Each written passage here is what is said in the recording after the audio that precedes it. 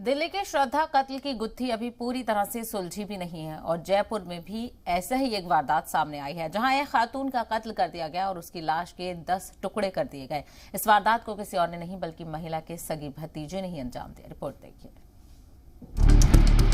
मारा, काटा और जंगल में फेंक दिया।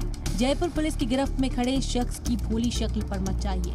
इसने जिस खौफनाक वारदात को अंजाम दिया है उसे सुनकर आपके होश उड़ जाएंगे। इस शख्स का नाम अनुज शर्मा है। इसके ऊपर इल्जाम है कि इसने अपनी सगी ताई को पहले हथौड़े से मारा, फिर मार्बल कटर से उसके 10 टुकड़े किए और उन टुकड़ों को जयपुर के जंगलों में फेंक दिया। मुलजिम अनुज ने इस वारदात को 11 दिसंबर को अंजाम दिया था। जब सरोज नाम की खातून रसोई में काम कर रही थी तब पीछे से अनुज ने खातून के सर पर हथौड़े से वार किया। उसके बाद कातिल लाश को घसीटकर बाथरूम लेकर आया और लाश के टुकड़े टुकड़े कर दिए। फिलहाल पुलिस जांच में जुटी है।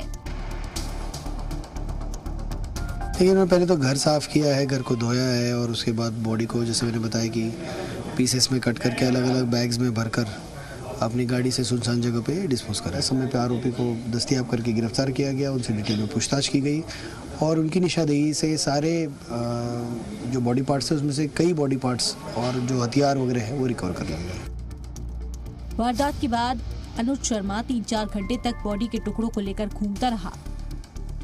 अनुज अपने साथ में बाल्टी भी लेकर घूम रहा था। शाम करीब 4 बजे अनुज ने सीकर दिल्ली हाईवे पर महकमा जंगलात की चौकी के पीछे लाश के टुकड़ों को फेंक दिया।